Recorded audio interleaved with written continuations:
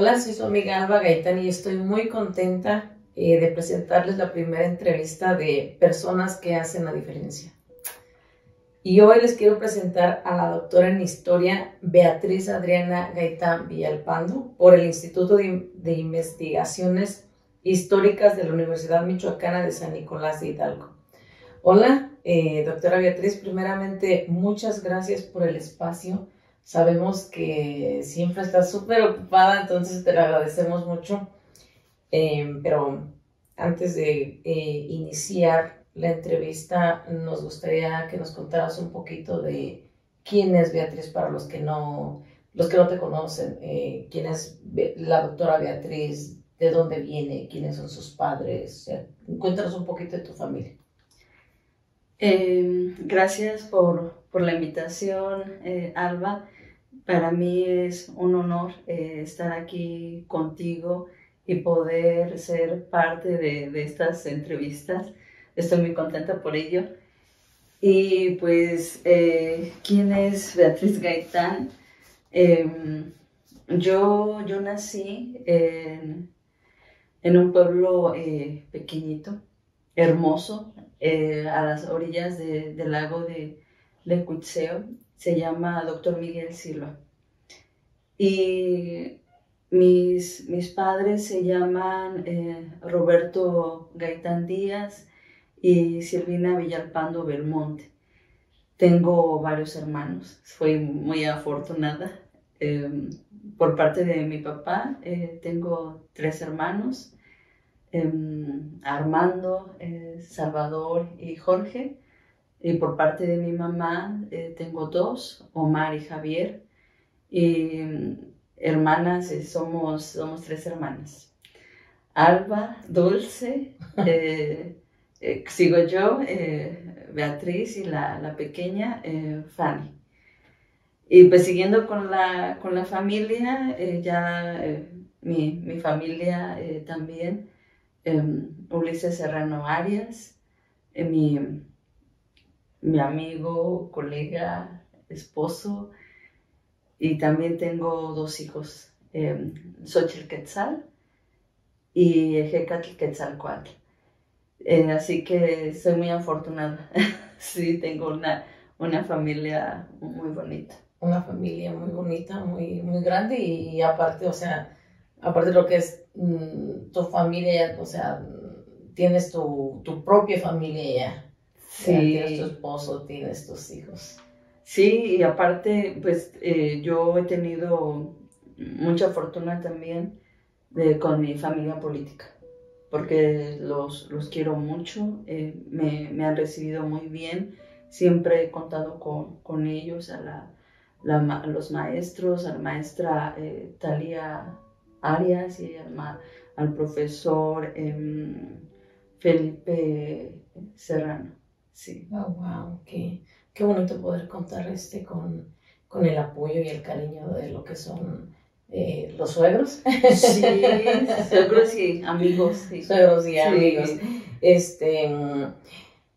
¿Cómo fue la infancia de Beatriz? Yo fui una niña muy, muy reservada, muy, muy tranquila. Yo en comparación de mis hermanas no tenía tanta energía, porque yo creo que las 3 eran muy energéticas, iban, venían, corrían, saltaban, hacían y deshacían, y principalmente, por ejemplo, con la que conviví más en la cuestión de la infancia, Fanny, no, ella, con decirte que se ponía a correr en el patio, y del patio mi mamá tenía sembrado para la parte de atrás, y no, ahí se la vivía. Y yo mejor la veía. Yo de lejecitos mejor. Sí, yo jugábamos la comidita, me gusta mucho hacer lumbre, bueno, hasta la fecha me encanta hacer lumbre, las tortillitas y todo eso, sí, pero siempre fue muy, muy tranquilo. Una niña muy tranquila. Sí. Wow. Una niña muy tranquila y tus hermanas llenas de energía. Sí, de hecho hasta la fecha. Y hasta la fecha tú sigues siendo tranquila. Sí. Cuando eras niña, ya decías, cuando sea grande quiero ser esto. Yo lo que pensaba mucho en qué quería ser de grande, yo siempre, cuando mi hermana mayor se fue a trabajar a un taller, entonces cuando ya de allá de lo que ganaba se compró un ropero. Entonces yo dije, cuando yo sea grande quiero ser como ella, yo quiero trabajar en la máquina. Quiero, pero no quiero trabajar nada más en el terminado, yo quiero saberle a las máquinas. Uh-huh. Y fíjate que es algo que se me concedió porque Dulce tiene su taller y ella me enseñó a coser en las máquinas, en la recta, en la overlock, en la collareta. Y cuando tengo oportunidad, yo me pongo a coser y es algo que realmente disfruto mucho. Es un trabajo muy pesado para las que desde temprano hasta la noche están cosiendo. Pero en mi caso, pues no lo hago tanto así, pero es algo que me relaja. Fíjate que hasta la fecha es algo que sí me gusta. El coser, el poder manejar Las máquinas. Las máquinas. Sí. Wow. Sí. O sea que no lo haces como por ganarte la vida de alguna manera, sino lo haces como de una manera de relajarte, como un hobby. Pues sí, yo creo que es una satisfacción y yo sí me gusta. Y ahí estoy, y con la musiquita y todo, sí. Ahí sí, pedaleando. Sí. ¿Cómo empezó tu camino en el estudio de la historia? ¿Cuántos años tenías? Ya cuando yo estaba en el bachillerato, ya para salir, estaba entre estudiar psicología, biología, a veces tenía esas dos. Tenía una maestra, la maestra Irma, muy buena.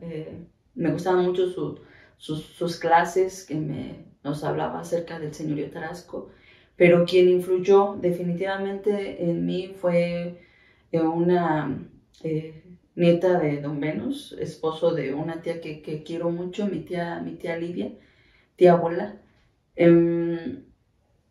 Ella, no sé, la casualidad del destino, en alguna ocasión coincidimos y platicando me preguntó que sí que quería estudiar. Y ya le comenté y me dijo, ¿y no te gustaría estudiar historia? Y le dije, no, porque no me gusta memorizar. Yo no soy buena memorizando. Y me comentó, pero la historia no se memoriza. Y yo, ¿no? Y dice, no, se reflexiona. Tú no es como de que te tengas que aprender fechas, nombres, sino más bien se trata de comprender.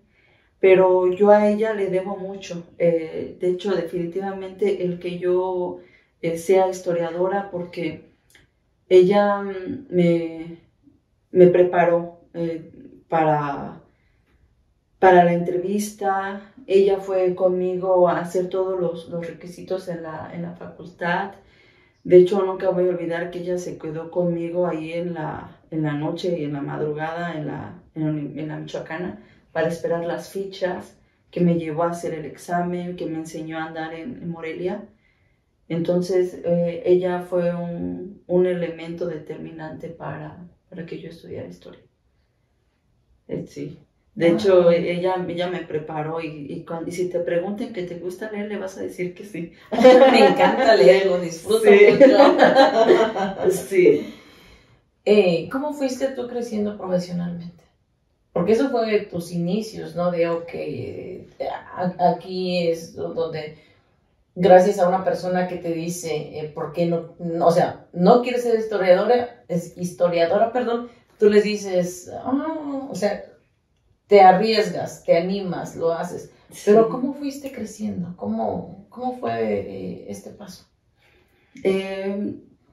Yo considero que la licenciatura tuve una formación general, un acercamiento a la lectura, pero realmente mi crecimiento, cuando dije yo, ay, sí soy historiadora, fue cuando me titulé.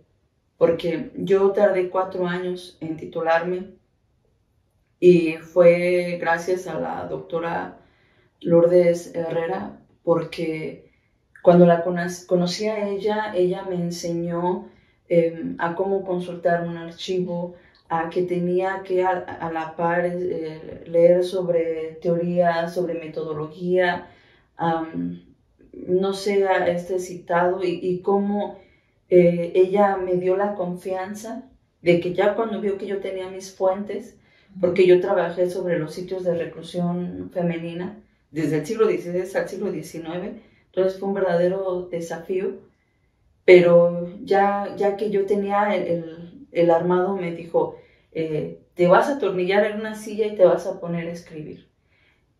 Y mi tesis de la licenciatura, desde que conocí a la doctora Lourdes hasta que ya entregué el borrador, fueron 8 meses intensos empezaba el archivo abría a las 9 de la mañana y cerraba a las 6. Entonces era ahí de consulta y en la noche escribir, ya en los últimos meses. Oh, wow. Sí. Sé que primero te vas a poner a leer y luego después te vas a poner a escribir. Sí, y creo que ya ella también me presentó después a la que hasta a la fecha es no sé, es mi guía, la doctora Gloria Tirado, pero me dijo, oye Betty, ¿no te gustaría hacer la maestría? Y ella, la doctora Lourdes, me platicó que podía yo entrar a la maestría y que lo podría hacer becada. Entonces me habló de la beca CONACYT y ya de ahí me presentó a la doctora Gloria. Y ya con la doctora Gloria empezamos a armar un proyecto de cómo entrar a la maestría. Pero este proceso de selección para la maestría no fue muy difícil, muy difícil. Yo recuerdo que cuando entré a la primera clase, que fue con el doctor Aranda, no, yo lo vi y me dio un miedo, pero o sea, sinceramente un miedo, que yo no quería ni hablar ni respirar para que no me fuera a voltear a ver, así como pasar desapercibida, porque no, o sea, él llegó y con esa personalidad que tiene tan fuerte y tan seguro de él, así súper serio así. Y recuerdo que parte de la presentación ya que nos dio fue, en mi clase las mujeres hasta dejan de menstruar. Y yo me quedé así como de que, no, ya si tenía miedo yo, tenía más miedo. Pero no, en definitiva yo aprendí mucho con él porque él nos dijo, aquí tienen que leer 100 cuartillas diarias. Pero no son 100 cuartillas como de una novela que es ligero, que la vas leyendo. No, sino eran lecturas pues de carácter teórico, que un párrafo tienes que leerlo varias veces, de que tienes que ir leyendo los conceptos, que tienes que investigar acerca del autor, del tiempo, del espacio. Y yo ni dormía, o sea, la verdad no dormía porque yo no tenía esa lectura. Y pues también junto con él, los otros doctores, aprendí mucho con ellos. Recuerdo mucho a la doctora Rosalina, que nos dio, ella, a diferencia del doctor Aranda, nos dio una lectura como de unas 4 cuartillas y hablaba sobre historia de las sensibilidades. Y yo esta forma de hacer historia no la conocía. Entonces, no, también quedé enamorada. Y también la doctora Gloria, que hablaba sobre historia de las mujeres. Cómo hacer historia a través de la historia del delito. Entonces, no, yo crecí mucho en la maestría también.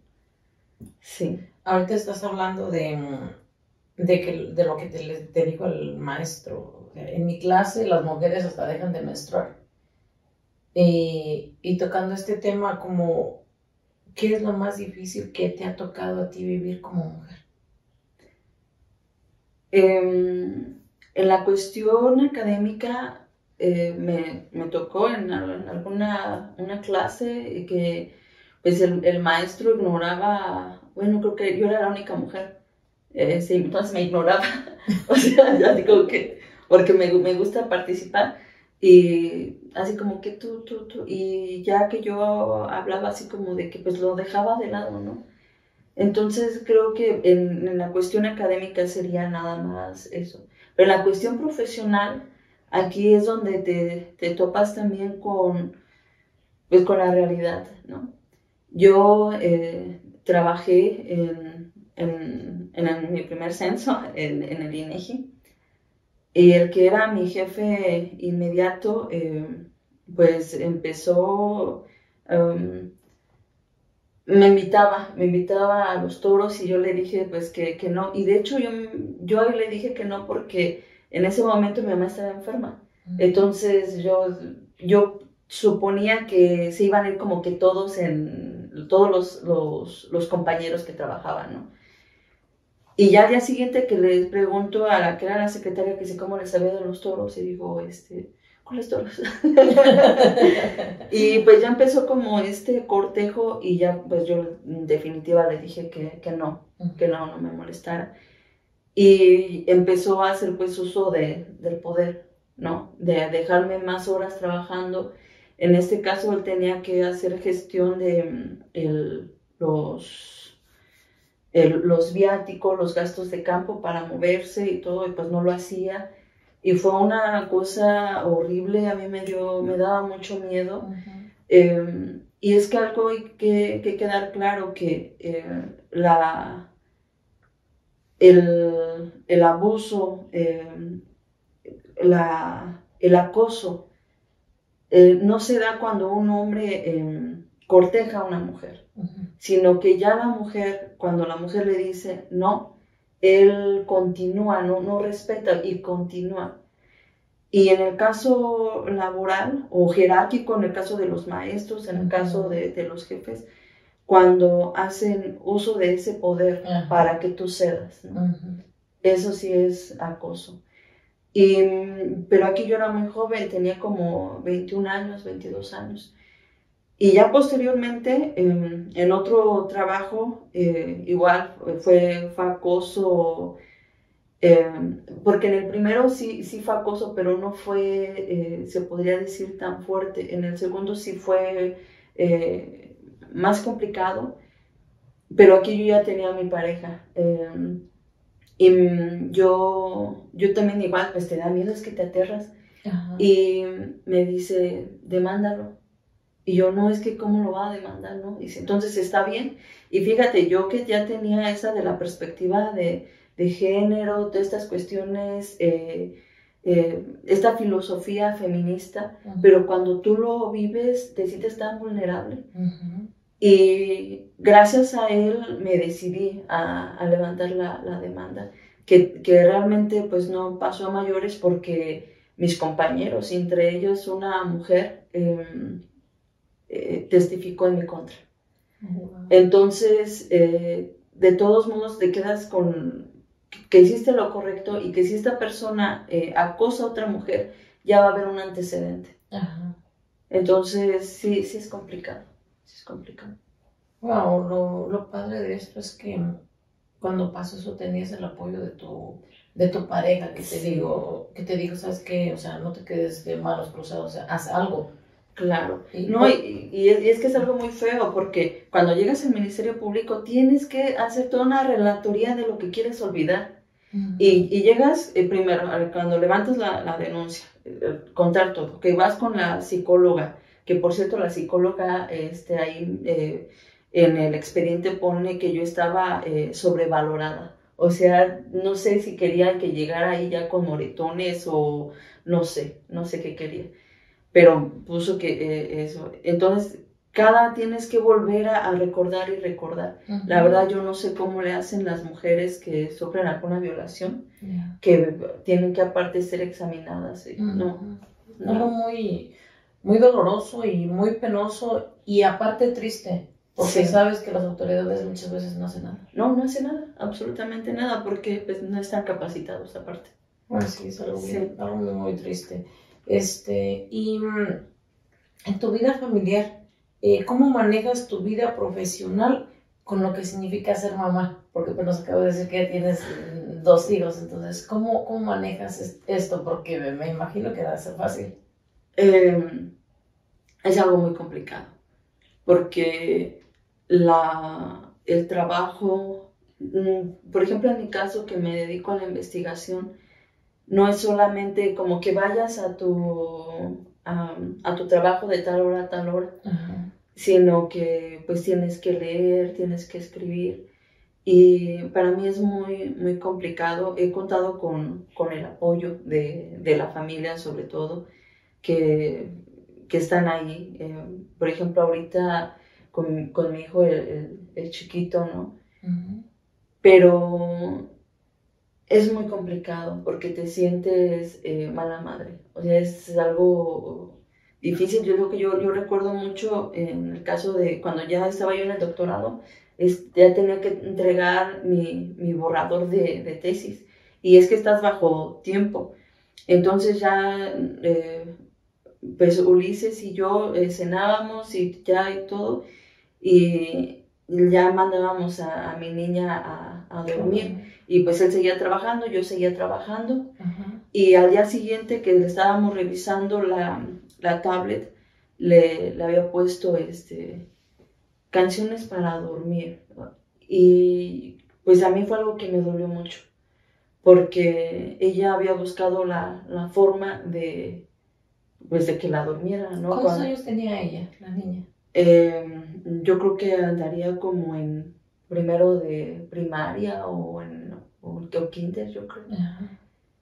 Y no, yo de ahí dije, no, tengo que empezar a trabajar hasta que ya la deje dormir. Porque la tablet no tiene que cantarle las canciones, yo soy la que la tiene que arrullar. Pues es que esto no tiene que pasar y ya nos turnamos una noche él y otra noche yo, y así.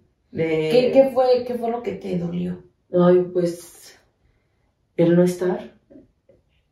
Porque finalmente te das cuenta que así como pasa eso, hay muchas cosas que no estás, Uh-huh. que te estás perdiendo. Pero también, por otro lado, sabes que lo estás haciendo también por ellos. Uh-huh.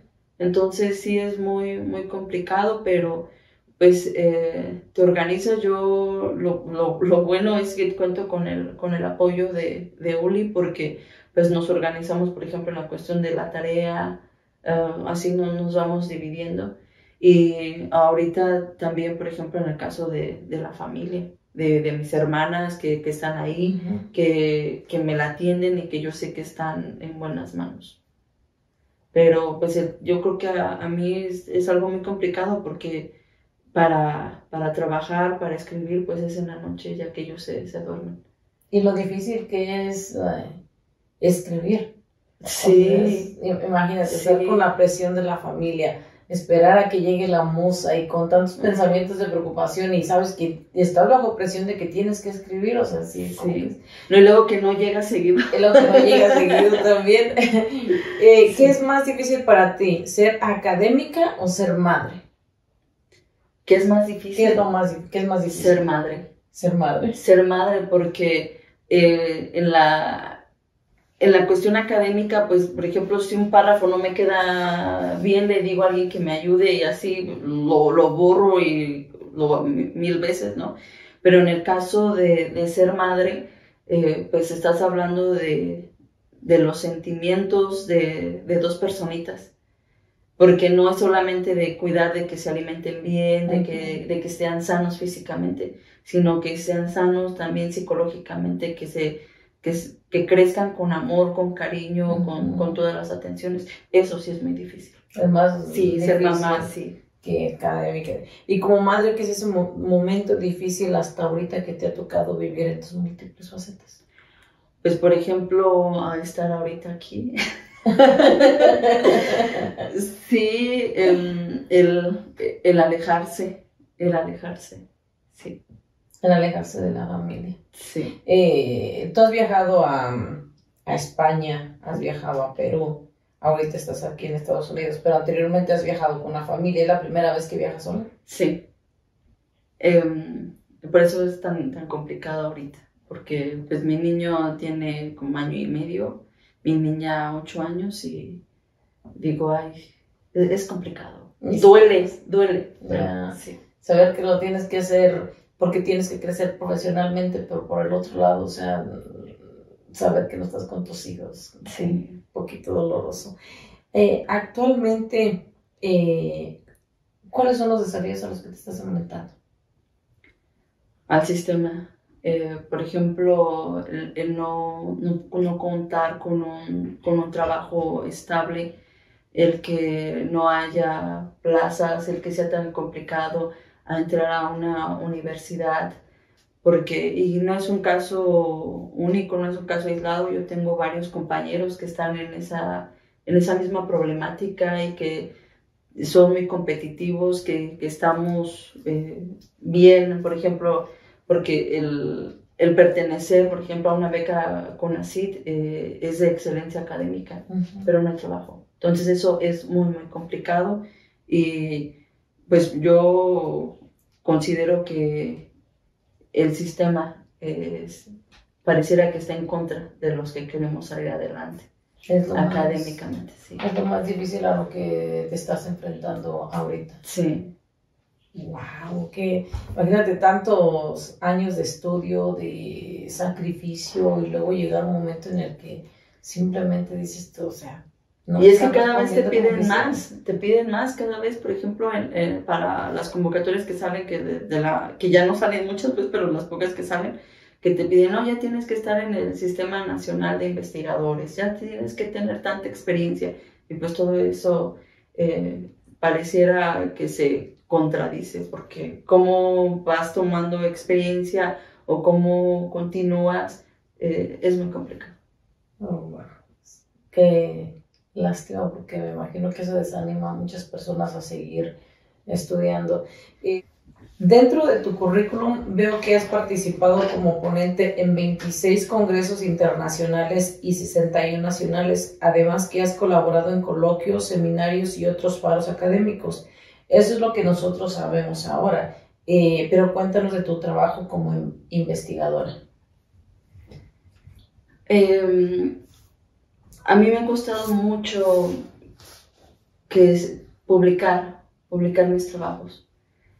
No son contados como los espacios, o quizá a lo mejor sí hay espacios, pero las convocatorias muchas veces no se comparten, o hay muchas veces que ya es por invitación, o también los filtros que hacen son muy rigurosos, pero yo estoy muy contenta cada que veo que un trabajo mío se va a publicar, y pues es el apoyo. Fíjate que yo siempre, cuando hago un trabajo, se lo doy a Uli, se lo doy a la maestra Talía, a la doctora Gloria, que me hagan favor como de corregir el estilo, porque muchas veces tú ya no detectas los errores que tienes.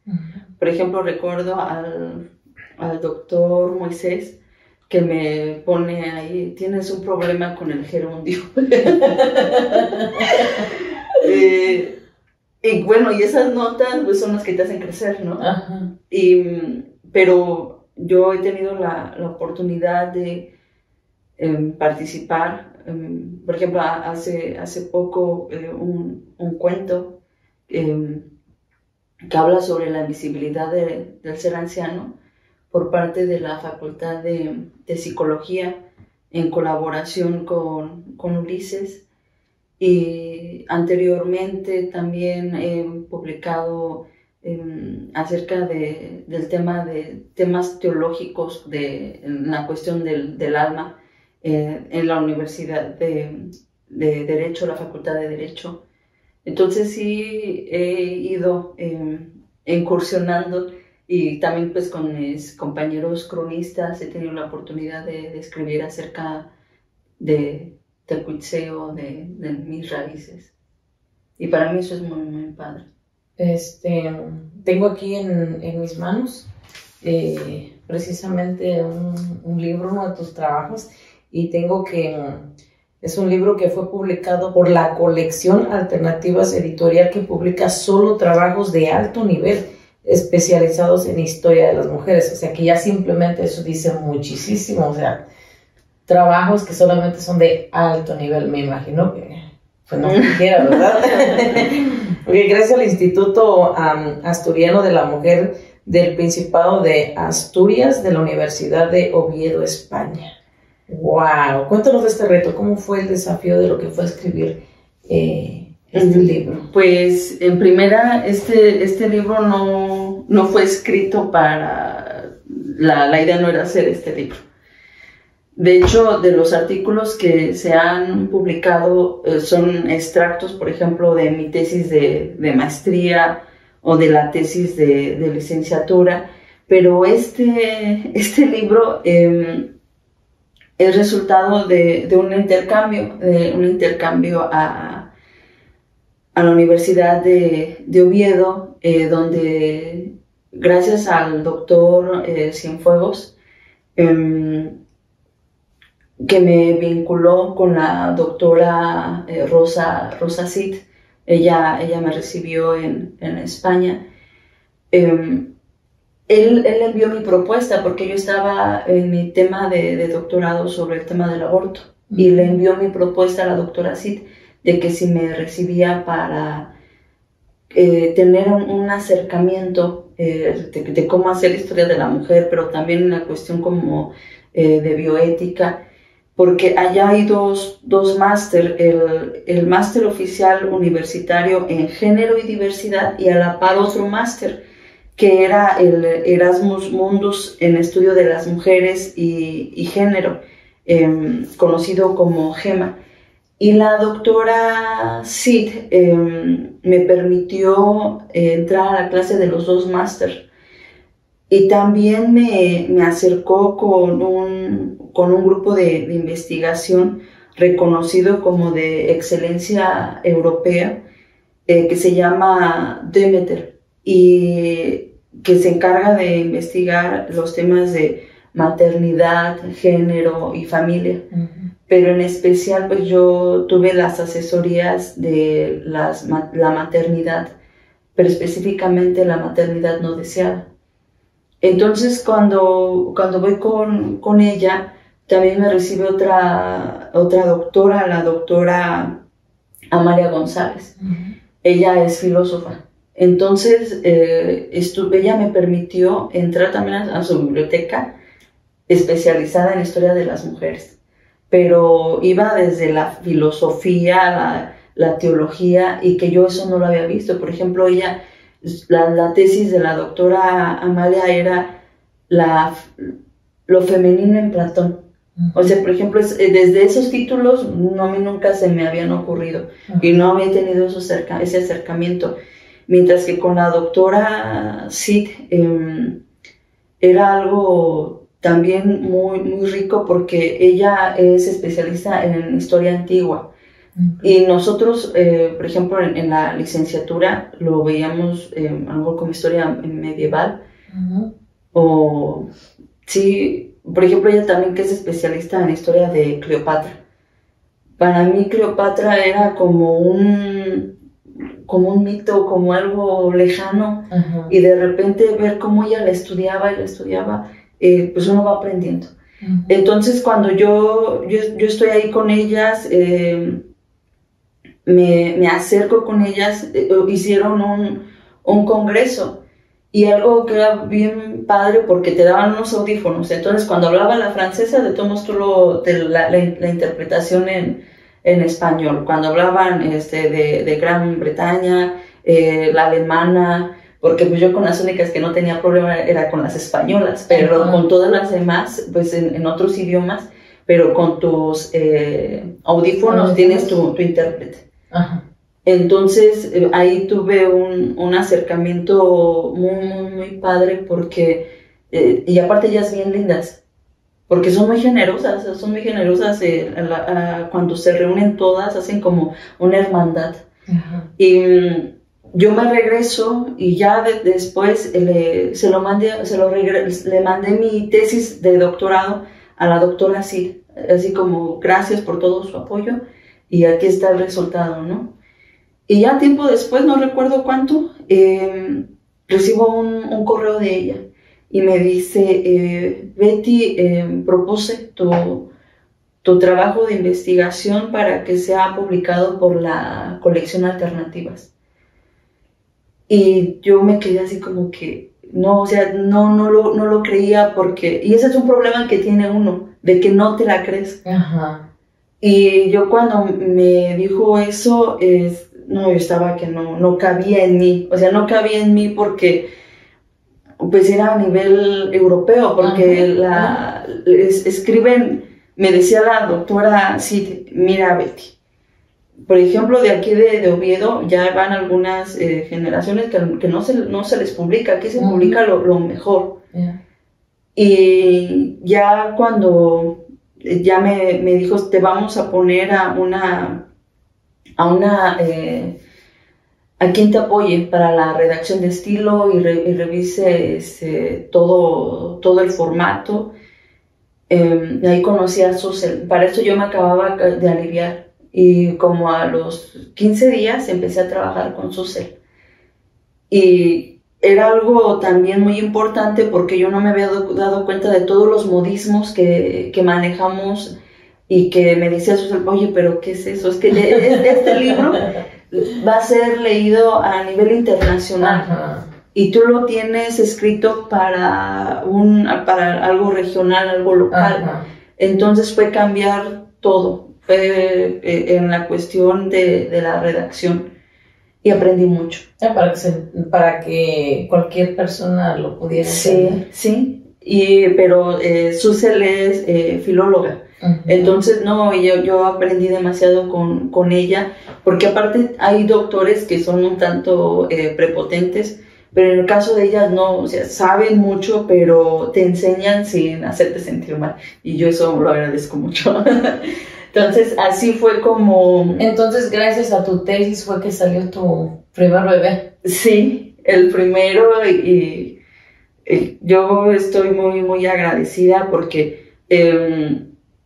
Este libro yo ocupé de mucha gente, porque mira el tema del aborto desde varias perspectivas. Por ejemplo, en la cuestión de clínica, en la cuestión médica, me asesoré con un médico, con el médico Oscar. Para la cuestión jurídica, pues también me asesoré con la maestra Fanny. En la cuestión teológica, pues me ayudó mucho viaje a la Universidad de Oviedo, y pues en la cuestión también de ver la perspectiva del aborto desde las provida, desde las feministas, porque aquí el tema es el aborto, pero desde cómo ha sido analizado. Ajá. Entonces, es un trabajo que realmente me costó muchos desvelos, muchos desvelos. Y que la doctora Isabel Marín me supo llevar, porque debo decir que al inicio yo empecé a investigar el tema del aborto a nivel general. Por ejemplo, el aborto en China, el aborto en Alemania, en América Latina. Bueno, yo te sabía decir del aborto a nivel internacional, cómo estaba el tema del aborto. Pero ya cuando vi a la doctora Isabel, me dijo, no, vete directamente a los expedientes, porque este libro está basado en los expedientes judiciales de las mujeres que fueron condenadas por abortar. Y con ella ya empezamos a ser muy, muy esquemáticas. O sea, me ayudó mucho. Son los expedientes judiciales, pero dentro del expediente judicial hay otro expediente que es el expediente clínico, de que te dice cómo las mujeres realmente abortaron. Y ahí tú te vas a encontrar vidas reales de cómo se meten sondas, de cómo se perforan, de que pierden el sentido común. Y que pues es un problema de salud pública. Sí, es un gran trabajo porque aparte de que es un trabajo de investigación, un trabajo muy profundo, es también como mujer sentir al leer todo eso, esa emoción, me imagino algo así, de estar mirando los expedientes y darte de cuenta de lo que hacían las mujeres, o sea, cómo eran maltratadas tanto en clínicas, cómo eran maltratadas incluso por sus propias parejas, cómo ellas mismas atentaban contra su cuerpo para abortar. O sea, es un tema que uno como mujer como que lo toca uno mucho y dice, no, o sea, ¿por qué podemos sufrir tanto? O sea, es un tema que te digo, o sea, te toca mucho. Sí, te condiciona socialmente. Fíjate que yo le leía a mi hermana Dulce mucho los expedientes y se lo leía y así como, ahí ya viene. Yo así como que ahí ya viene. Ya llegó el momento de la lectura otra vez. Pero cuando platicaba con ella, no, me dio muchas ideas también, porque uno hace empatía. Empatía, y yo creo que es hablar de que las mujeres que abortan no lo hacen por gusto, no son mujeres desnaturalizadas, sino que la propia sociedad las orilla, el propio sistema. Y yo recuerdo, tuve una jurado en mi examen, que pues yo creo que es provida. Y yo le decía, hay una carta de Juan Pablo II a las mujeres, donde dice que antes de ser culpables las mujeres por abortar, son culpables los hombres y la sociedad que las orilla a eso. Y es que una mujer no aborta por gusto, o sea, ¿qué hay detrás de todo eso? ¿Qué hay detrás del aborto, del por qué querer hacer eso? Sí. Pues es un tema muy, muy amplio. Muy controversial también, más que nada, porque pues hay diferentes maneras de pensar, pero un gran trabajo, si tienen la oportunidad de leerlo, entre el aborto, la culpa y la pena legal, Puebla, segunda mitad del siglo XX, de la doctora Beatriz Adriana, un libro que te toca lo más profundo de ti, de tantos casos y más que nada saber que traen muchos casos reales. Sí, y sobre todo me gustaría comentar que te abre los ojos, porque muchas veces creemos que las niñas son las que abortan, las jovencitas, se asocia el aborto con las jovencitas. Y no, las mujeres que abortan más son las mujeres casadas. Entonces más bien te habla de que hay que informarnos primero antes de externar una opinión, porque las opiniones que vemos en las redes sociales pues son resultado de una formación moralista. Sí. Sí, bueno, pues sí. También agradecer por mi libro. muchas gracias. No he tenido el placer de leerlo, pero lo voy a leer con calma, porque leí partes, pero no lo he leído todo, pero lo poco que he leído, digo, me hace sentir algo. Y no has entrado a lo... Y no he entrado a lo mero bueno. Sí. Pero sí, en cuanto tenga oportunidad, ya. Sí, de hecho, bueno, aprovechando, pueden adquirirlo vía internet. Okay. Sí. No hay pretexto. No hay pretexto para no leerlo. Teclean mi nombre o el nombre del libro y les va a aparecer. Sí. O sea que no hay pretexto. Lo pueden comprar en cualquier... por línea, lo pueden encontrar. Sí. O sea de que ya saben, como dice la doctora, no hay pretexto para no leerlo. Y saber un poquito más de un tema que muchas veces nos dejamos llevar por por lo que nos cuentan o simplemente juzgamos como tú dices sin saber. Entonces, hay que informarnos un poquito más. Bueno, cambiando un poquito de tema, eres integrante del Seminario Permanente de Historia de las Mujeres de Género. Platícanos de esta experiencia. Yo crecí mucho gracias a este seminario. Yo entré en el 2013 y como en el caso que yo te decía de Europa, que son redes que están bien organizadas y que se juntan para dialogar respecto a sus investigaciones. Igual aquí en México, la doctora Elba Rivera y la doctora Gloria Tirado fundaron este seminario con la intención pues de ver qué estaban haciendo, qué trabajos estaban haciendo en torno a la investigación de historia de las mujeres y género. Y gracias a estos seminarios yo he conocido a muchas doctoras de diferentes partes del país y he aprendido de ellas. Por ejemplo, te puedo decir en la doctora Rosa María Valles, que ella es de la Universidad de Pachuca, que fue promotora de que Hermila Galindo aparezca en el billete de 1000. Entonces, yo el escucharla, no aprende. La doctora Oliva, que habla de la cuestión religiosa de las mujeres enclaustradas, ¿no? Hay esas investigaciones desde diferentes perspectivas, y desde la Metropolitana, la UNAM, de Guerrero, de Sinaloa. Por ejemplo, Fanny, que ella trabaja la higiene, cómo la higiene ha sido concebida y figurada para las mujeres, pero ¿por qué? Y cómo eso está establecido jurídicamente. O sea, no es como de que, yo te mando, no, o sea, está establecido, hace un rastreo.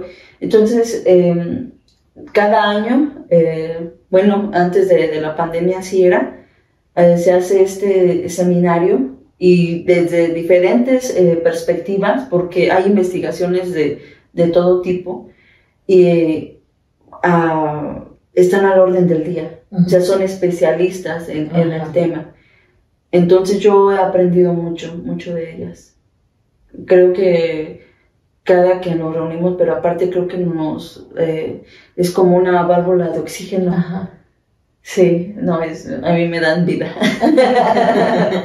Grandes mujeres. No, son unas grandes mujeres, sí. Actualmente das clases en la licenciatura de Pedagogía en el Instituto Michoacano de Ciencias de la Educación.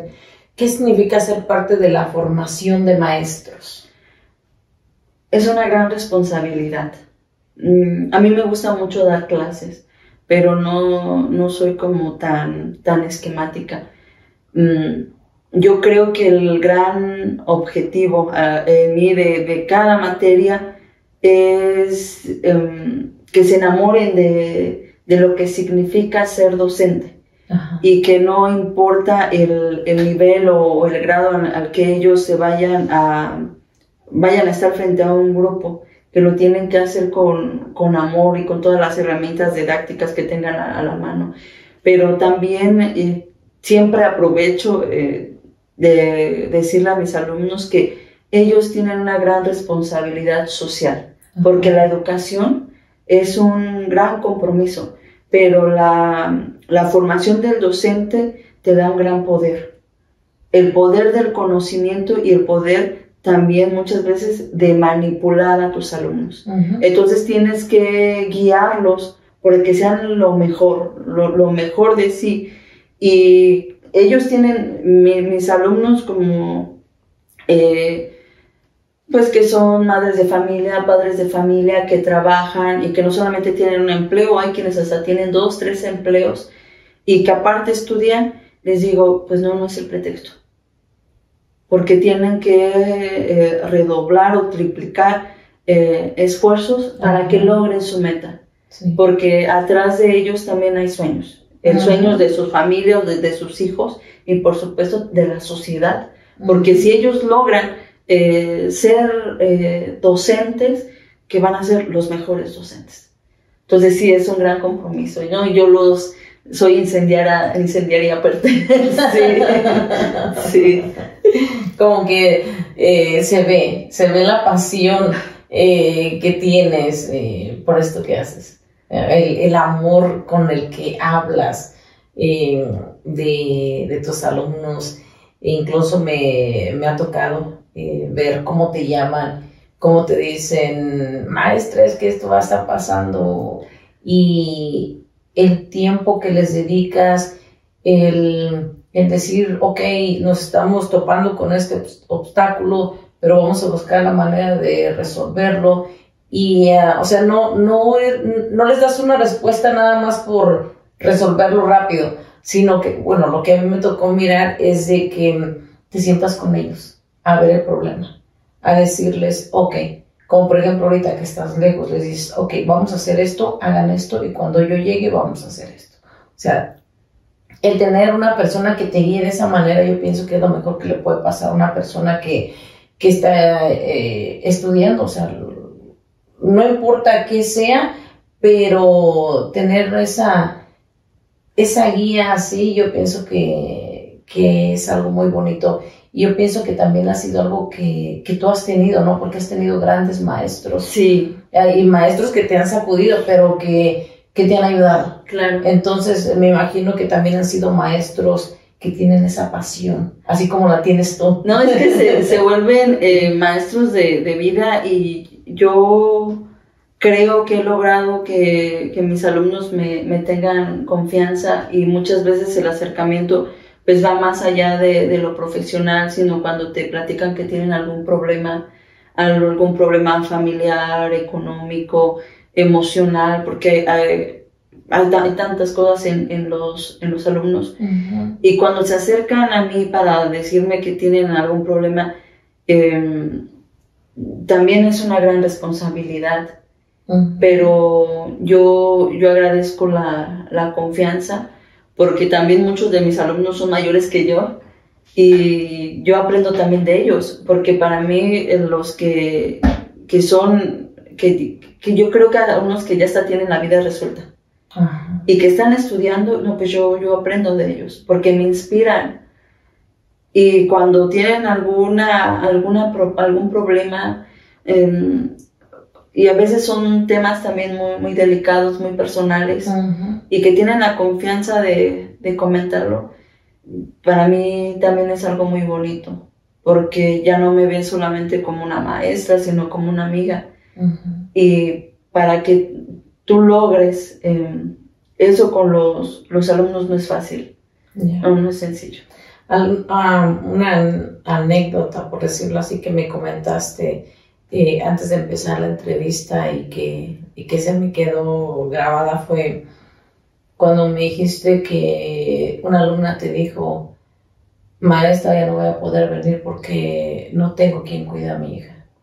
Y que le dijiste no, o sea, por esa razón no vas a dejar de venir a clases.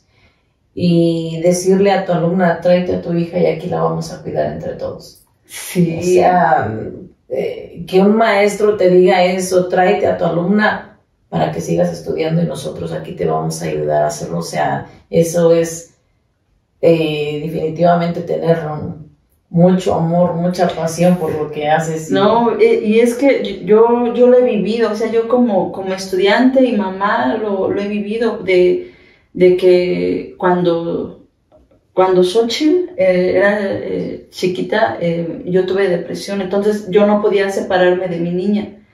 Y las doctoras, en el caso de la maestría, me decían, tráete a tu niña. Y recién nacidita, yo me llevaba a mi niña. Entonces, ahorita, en el caso de mis alumnos, la regla es, pues si no tienes quien te lo cuide, tráetelo.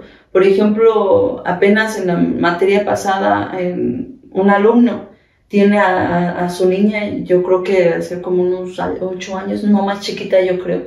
Entonces íbamos a hacer examen.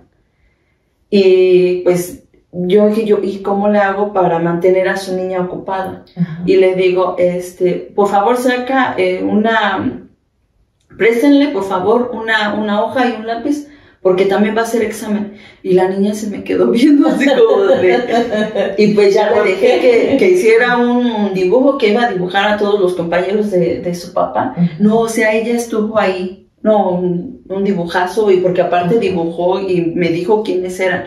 Entonces, mientras su papá hizo el examen, ella estuvo entretenida. Ajá. Pero es que eso, en Sinaloa hay guarderías. Ajá. Y las que estudian pueden ir y dejar su niño y ya sales, vas por él. Pero aquí, ¿qué pasa cuando no tienes quien te ayude? ¿Quién te ayude? Pues tráetelo y entre todos lo cuidamos. Sí. Wow.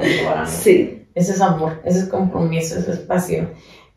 También tengo aquí entre mis notas que eres la fundadora del Consejo de la Crónica de Cuitzeo del Porvenir. ¿Cómo fue que tuviste esa inquietud para formarlo? Yo desde que estaba estudiando en la licenciatura, yo quería hacer la historia de mi pueblo. Yo era admiradora de Luis González, de hacer la historia de mi terruño, pero pues no es fácil. Se necesita muchas cosas. Pero aún así me ponía a leer y a todo acerca de Cuitzeo, o lo más cercano que había en mi pueblo. Entonces, desde siempre. Pero en ese momento yo tuve oportunidad estaba yo como directora de turismo y se lo propuse al presidente en turno y me dijo que sí. Entonces yo ya le argumenté pues, de por qué era importante tener un consejo de la crónica. En Cuitzeo estaba por perder el título de pueblo mágico. Y uno de los argumentos que metimos en el expediente o puntos a favor fue el consejo. Y aquí yo puedo tener como que ese gusto de que se les dio nombramientos de cronistas a personas que aman al municipio y que de manera honoraria se han dedicado a estudiarlo.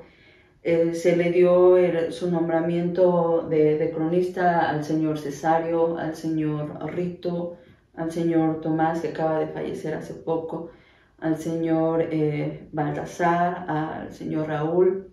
Y me faltó uno, pero no estuvo en mí, yo sí lo propuse, al señor Severiano, me faltó él. Para mí era muy importante porque yo sé que a quien le gusta escribir la historia es un gran reconocimiento, que se te reconozca como cronista. Entonces, a mí en ese momento se me dio el nombramiento de presidenta del Consejo de la Crónica y para mí fue un gran honor.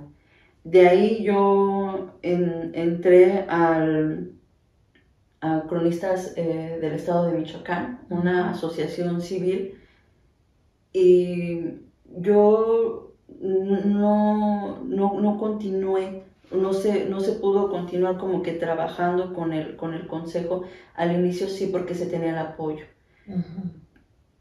Y si no cuentas con los recursos, es muy complicado. Entonces ya los compañeros trabajan cada quien en lo individual y costean sus propios gastos.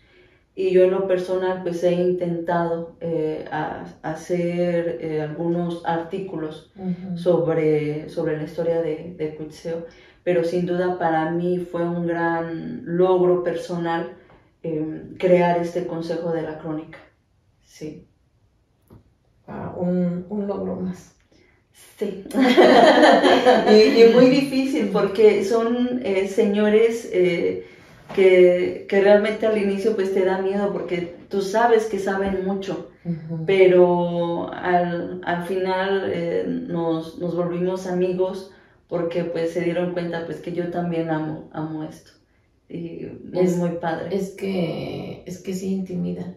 Sí. Sí intimidan, como por ejemplo yo estoy aquí escuchándote y también, o sea, también me intimidas, digo yo, ¿de quién estoy parada? Para concluir esta entrevista, ¿qué consejo tú le darías a todas las personas que están en un proceso de formación académica, que no cuentan con las facilidades como una solvencia económica, o al rechazo a otras personas que les dicen que están perdiendo el tiempo, o incluso la misma familia que no los apoya por estar estudiando, porque dicen que estás perdiendo el tiempo, no hay dinero, o sea, que les ponen todas esas trabas? ¿Tú qué les dirías? Que no se rindan. Yo les digo a mis alumnos que si ellos terminan un año de estudio y que por X circunstancia no pueden seguir, ese año de estudio ya nadie se los quita. Entonces, si ellos logran una carrera y tienen muchos obstáculos, se tienen muchos obstáculos. Como tú comentabas, la cuestión económica, la cuestión de tiempo, es descuidar quizá a la familia, es pues desvelarte, y que ya después vas a tener gastritis, colitis y todo lo que termina en itis, porque que a lo mejor que la coca, que el café, que el chocolate para mantenerte despierto, porque es un gran esfuerzo, pero la satisfacción de lograrlo, nadie se los va a quitar. Nadie, y el grado que tengan, nadie se los va a quitar. Y va a ser un orgullo personal y familiar. Ya, poder decir, lo hice. Sí, es muy complicado, pero lo pueden hacer. Bueno, pues ya escucharon las palabras de la doctora Beatriz. ¿Quién más como para que les dé un consejo? Ella ya pasó por ahí. Entonces, si dice que sí se puede, pues es porque sí se puede. Gracias, Betty. Gracias por haber aceptado la invitación. Esperemos que más adelante nos vuelvas a acompañar. Sé que hay muchos proyectos. Sé que esto es primicia. Sé que viene un segundo bebé. Y no... Estamos hablando del hermanito de este libro que viene. Ya está en gestación. Sí. Es primicia, entonces esperemos que cuando ya igual nos vuelvas a dar la oportunidad de poder hablar de lo que sería un segundo bebé. No, pues yo te agradezco que me invitaras, porque para mí significa mucho. De repente yo así como que, ¿estás segura? yo estoy muy, muy, muy contenta, y ojalá estemos aquí nuevamente con el segundo, porque vine aquí a Chicago por una invitación de Casa Michoacán, pero me llevo un gran compromiso. Entonces ya platicaremos de ello. Ya platicaremos más adelante. Pues gracias por acompañarnos, y gracias también a ustedes por acompañarme, por estar en esta nueva etapa de personas que hacen la diferencia. Espero que me acompañen para la siguiente, y por favor compartan, suscríbanse a mi canal. Para mí va a ser de mucha ayuda, y déjenme en la cajita de comentarios a quién les gustaría que entreviste. Eso también va a estar genial para mí. No les digo más nada, solamente agradecerles mucho por todo su apoyo. Muchas gracias, me despido. Estuvo con ustedes su amiga Norita.